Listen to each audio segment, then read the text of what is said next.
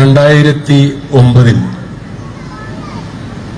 ബറോഡയിലെ ഒരു വലിയ ഹോട്ടലിൽ നമ്മുടെ മുൻ രാഷ്ട്രപതി,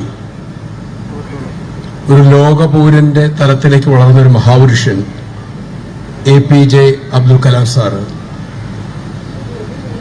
പരിപാടിയായിട്ട് ബന്ധപ്പെട്ട് വന്നിരിക്കുന്ന സമയം അദ്ദേഹത്തിന് വൈകുന്നേരം ഒരു ഫോൺ കോൾ വന്നു. ആ ഫോൺ കോൾ ഡോക്ടർ ശൈലേഷ് മേത്തയുടെയാണ്. അദ്ദേഹത്തിന് 69 വയസ്സുണ്ട്. ഭാരതത്തിൽ അറിയപ്പെടുന്ന കാർഡിയാക് സർജൻ. ഒരു ദിവസം കുറഞ്ഞത് 10ഓളം ഹൃദയ ശസ്ത്രക്രിയ ചെയ്യുന്നയാൾ.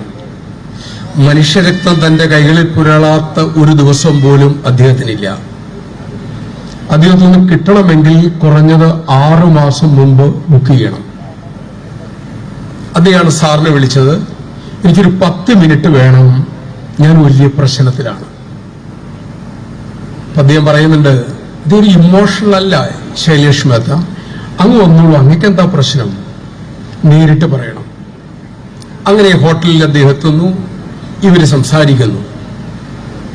ഇദ്ദേഹം പറയുന്നു, 2008 ഡിസംബർ 25-ാം തീയതിയാണോ 26-ാം തീയതിയാണോ അദ്ദേഹത്തിന്റെ ഹോസ്പിറ്റലിൽ യങ് പേരൻസ് വരുന്നു, ചെറുപ്പക്കാരായ മാതാപിതാക്കൾ. അവരുടെ കൂടെ ഒരു 5 വയസ്സായ മിടുക്കിയായ ഒരു പെൺകുട്ടിയുണ്ട്. ശൈലേഷ് മേത്ത സാറിന്റെ യങ് ടീം പരിശോധിച്ചതിന് ശേഷമേ അദ്ദേഹം രോഗി നോക്കുകയുള്ളൂ. ഈ കുട്ടിക്ക് ഹൃദയ സംബന്ധമായ പ്രശ്നമാണ്. ജൂനിയർ ഡോക്ടേഴ്സിനെ കണ്ടു, അവർ പരിശോധിച്ചു. അവരോടൊന്നും തന്നെ പറഞ്ഞു, ഒന്നും ചെയ്യാനില്ല, സാറിനെ കണ്ടിട്ട് കാര്യമില്ല. ഈ ചെറുപ്പക്കാരി അമ്മ പൊട്ടിക്കരഞ്ഞു. എവിടെ ചെന്നാലും ഇത് തന്നെയാണ് കേൾക്കുന്നത്. ഞങ്ങൾക്ക് അദ്ദേഹത്തിന് കാണാൻ, എന്റെ കുഞ്ഞിന്റെ ഈ കേൾഷീറ്റ് ഒന്ന് കാണിക്കാനെങ്കിലും അവസരം തരൂ, ഞങ്ങൾക്കൊന്നും ചെയ്യാനില്ല. മിടുക്കിയ കുട്ടി അതിലൂടെ ഓടിപ്പാഞ്ഞു നടക്കുന്നുണ്ട്. ഏതായാലും ഡോക്ടർ ശൈലേഷ് മേത്ത അറിഞ്ഞു. അദ്ദേഹം അവരെ തന്റെ ക്യാബിനിലേക്ക് വിളിപ്പിച്ചു. അവിടെ ചെന്നു. ഇവർ കൊടുന്ന കേൾഷീറ്റ് തുറന്നു നോക്കി. ആദ്യത്തെ 2 പേജ് നോക്കി കേട്ട സാർ പറഞ്ഞു, സോറി, എനിക്ക് സങ്കടമുണ്ട്, എനിക്കൊന്നും ചെയ്യാനില്ല. ചെയ്യാനുള്ളത് ഈ നിമിഷം തന്നെ ഈ കുട്ടിക്ക് ഓപ്പൺ ഹാർട്ട് സർജറി ചെയ്യണം. അങ്ങനെ ചെയ്താൽ 70% ഈ കുട്ടി രക്ഷപ്പെടാൻ സാധ്യതയില്ല. 30% പ്രതീക്ഷയുള്ളൂ. ഈ കുട്ടി സർജിക്കൽ ടേബിളിൽ നിന്നും ജീവനോടെ കൊണ്ടുവരാൻ സാധ്യമല്ല. സർജറി ചെയ്തില്ല എങ്കിൽ 3 മാസത്തിനകം കുട്ടി മരിക്കും. നിങ്ങൾ ആലോചിക്കൂ, എന്ത് ചെയ്യണം? പൊക്കോളെന്നാണ് അദ്ദേഹം കരുതിയത്. ഈ ചെറുപ്പക്കാരായ മാതാപിതാക്കൾ ആലോചിച്ചിട്ട് പറഞ്ഞു, സർ, അങ്ങ് സർജറി ചെയ്യണം. സാറാകെ ഞെട്ടിപ്പോയി. എങ്ങനെയാ?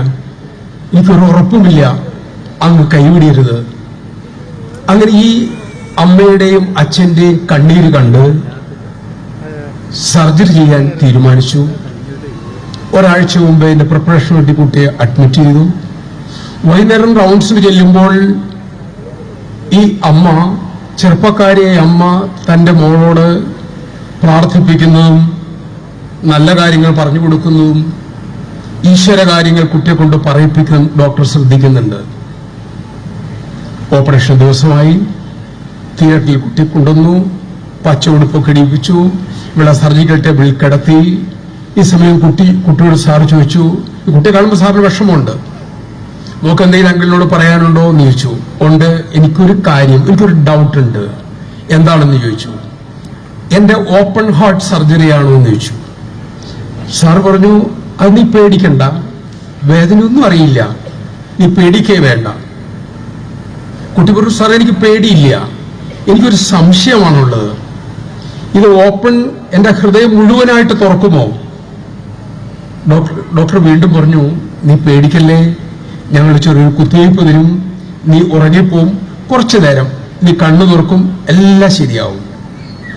അങ്കിൾ, എനിക്ക് പേടിയില്ല, എനിക്കൊരു സംശയമാണുള്ളത്. ഡോക്ടർക്കൊന്നും പറയാനില്ല. ശരി, നിന്റെ സംശയം ചോദിച്ചോളൂ. എന്റെ അമ്മ എന്നോട് പറഞ്ഞിട്ടുണ്ട്, ഈശ്വരൻ വസിക്കുന്നത് ഹൃദയത്തിന്റെ അകത്താണെന്ന് പറഞ്ഞിട്ടുണ്ട്. ഞാൻ കണ്ണടച്ചു നോക്കിയാൽ കാണുന്ന മുഴുവൻ ഇരുട്ടാണ്. അങ്ങ് എന്റെ ഹൃദയം തുറക്കാൻ പോവുകയാണ്. അങ്ങനെ തുറക്കുമ്പോൾ അതിൻ്റെ അകത്തിരിക്കുന്ന ഈശ്വരനെ എന്റെ അന്വേഷണം അറിയിക്കണം. 1. 2, ഈശ്വരൻ എങ്ങനെയാണ് ഇരിക്കുന്നതെന്ന് അങ്ങ് ശ്രദ്ധിച്ചു നോക്കി എനിക്ക് പറഞ്ഞു തരണം.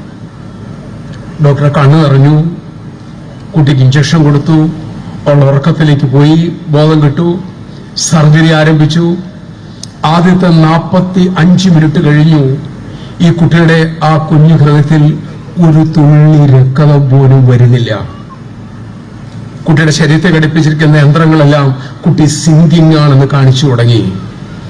ഡോക്ടറെ കണ്ണു നിറഞ്ഞൊഴുകി. നേഴ്സ് കണ്ണട മാറ്റി കണ്ണക്കുപ്പി കൊടുത്തു. ജൂനിയർ ഡോക്ടറോട് പറഞ്ഞു, ഇനിയൊന്നും നമുക്ക് ചെയ്യാനില്ല, ഞാൻ തോറ്റു, തുന്നിക്കെട്ടിക്കോളൂ എന്ന് പറഞ്ഞു. എല്ലാം സിങ്കിങ് ആണ്. ഈ സമയം പെട്ടെന്ന് അദ്ദേഹത്തിന്റെ ഉള്ളിൽ ആ കുട്ടിയുടെ വാക്ക് കേൾക്കുകയാണ്, അങ്കിൾ ഇത് തുറക്കുമ്പോൾ അതിൻ്റെ അകത്ത് ഈശ്വരനുണ്ടെങ്കിൽ എങ്ങനെയാണ് ഇരിക്കുന്നത് എന്നൊന്ന് പറയണേ. ഈ നിമിഷം സർജറി ടേബിളിന്റെ താഴെ കൈ ഇങ്ങനെ താഴെ കൂട്ടിപ്പിടിച്ച് അദ്ദേഹം മനസ്സാ പറയാണ്, ഈശ്വര അങ്ങുണ്ടോ എന്നെനിക്കറിയില്ല, ഞാൻ അന്വേഷിച്ചിട്ടില്ല, പക്ഷെ അങ്ങുണ്ട് എന്ന് ഈ കുഞ്ഞും അവളുടെ അമ്മയും ഉറച്ചു വിശ്വസിക്കുന്നു. ഞാൻ തോറ്റുപോയി. അങ്ങേക്ക് എന്തെങ്കിലും ചെയ്യാനുണ്ടെങ്കിൽ ഇപ്പോൾ ഈ നിമിഷത്തിൽ ചെയ്യാം, ഞങ്ങൾ തുന്നിക്കെട്ടാൻ പോവുകയാണ്. ഇത് പറഞ്ഞു തീരിലും ആ ചെറുപ്പക്കാരനായ doctor sir, blood is coming. ആദ്യത്തെ ഒരു തുള്ളി രക്തം അവളുടെ വാൽവ് തുറന്ന് ഹൃദയത്തിന്റെ അകത്തേക്ക് വീണു. സർജറി ടേബിൾ ആക്റ്റീവായി. നീണ്ടുനിന്ന 4.5 മണിക്കൂർ സർജറി. എല്ലാം ശരിയായി. കണ്ണുനീര് തുടച്ച് ഈ കഥ പറഞ്ഞിട്ട് ഡോക്ടർ ശൈലേഷ് മെത്ത പറഞ്ഞു, സർ ഞാൻ ഇന്ന് അവളെ കാണാൻ പോവുകയാണ്. അതിനുശേഷം യാത്രയായിരുന്നു. ഇന്ന് ഞാൻ അവളെ കാണും. ഇനി കുറഞ്ഞൊരു 60 വയസ്സ് പൂർണ്ണ ആരോഗ്യത്തോടെ ഈ കുഞ്ഞു ജീവിക്കും. അവൾക്ക് കുടുംബജീവിതം നയിക്കാം. പക്ഷെ എന്റെ പ്രോബ്ലം അതല്ല. അങ്ങേക്ക് എന്താണ് ഇനി പ്രോബ്ലം ഉള്ളത്? അബ്ദുൽ കലാം സാർ ചോദിച്ചു. അദ്ദേഹം പറഞ്ഞ വാക്കുതാണ്, ഞാൻ ഇന്ന് അവളെ കാണുമ്പോൾ ആ കുഞ്ഞെന്നോട് ചോദിക്കും, അങ്കിൾ ഈശ്വരനെ കണ്ടുവോ? ഈശ്വരൻ എങ്ങനെയാണ് ഇരിക്കുന്നത്? ഞാൻ എന്ത് ഉത്തരമാണ് ആ കുട്ടിയോട് പറയേണ്ടത്? പുഞ്ചിരിച്ചുകൊണ്ട് ഈറനണിഞ്ഞ കണ്ണുകളോടെ ആ അബ്ദുൽ കലാം എന്ന മഹാപുരുഷൻ പറഞ്ഞു, അങ്ങ് ആ മോളോട് പറയണം, മക്കളെ നിന്റെ കുഞ്ഞു ഹൃദയത്തിലേക്ക് ഒരു തുള്ളി രക്തമായി ഈശ്വരൻ ഇറങ്ങി വരുന്നത് ഞാൻ കണ്ടു. ഈശ്വരനെ കാണാനാവില്ല, അനുഭവിക്കാനാകും. ഇത് പറഞ്ഞു കഴിഞ്ഞിട്ട് അബ്ദുൽ കലാം സാർ അന്ന് തന്റെ മുള്ളിലിരുന്ന ഇതുപോലെ ഇരിക്കുന്ന യങ് മദേഴ്സിനോടും യങ് ഫാദേഴ്സിനോടും പറഞ്ഞു, എന്നോടൊന്ന് ഡോക്ടർ ശൈലേഷ് മെത്ത ഒരു കാര്യം പറഞ്ഞു, I am now 69 years old. ഞാനിപ്പോൾ 69 വയസ്സായ ഒരാളാണ്. ഞാൻ ഇന്നൊരു കൾച്ചറുള്ള ആളാണ്. എന്നെ ആ കൾച്ചർ ഉണ്ടാക്കിയത് ആ 5 വയസ്സായ പെൺകുട്ടിയാണ്.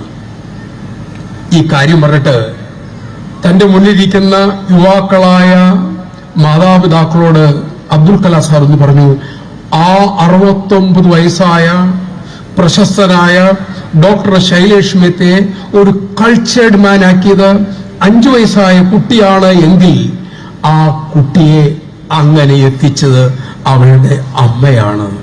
നിങ്ങൾക്ക് ഓരോരുത്തർക്കും നമ്മുടെ കുഞ്ഞുങ്ങളിൽ അതിമഹത്തായ സംസ്കാരത്തിന്റെ വിത്ത് വിതയ്ക്കാനും വളർത്താനും പടർത്താനും സാധിക്കും. അതേ നിങ്ങൾക്ക് ചെയ്യാനുള്ളൂ. അത് ചെയ്തില്ല എങ്കിൽ, ഭീഷണിയുടെ സ്വരമല്ല, കുറച്ച് പ്രായമായ അനുഭവത്തിൽ നിന്ന് പറയാണ്, കാലം നമ്മളോട് ചോദിക്കും, നിനക്ക് നല്ലൊരു കുഞ്ഞിനെ തന്നു, ആ കുഞ്ഞിന് നീ എങ്ങനെയാണ് സമൂഹത്തിന് തിരിച്ചു കൊടുത്തത് എന്ന് ചോദിക്കുമ്പോൾ ഉത്തരമില്ലാതെ തലയും താഴ്ത്തി നമുക്ക് നിൽക്കാൻ